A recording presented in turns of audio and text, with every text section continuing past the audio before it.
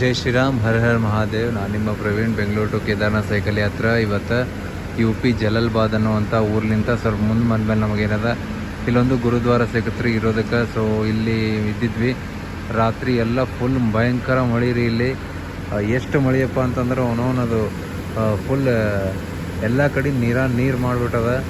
ಭಯಂಕರ ಮಳೆ ಇತ್ತು.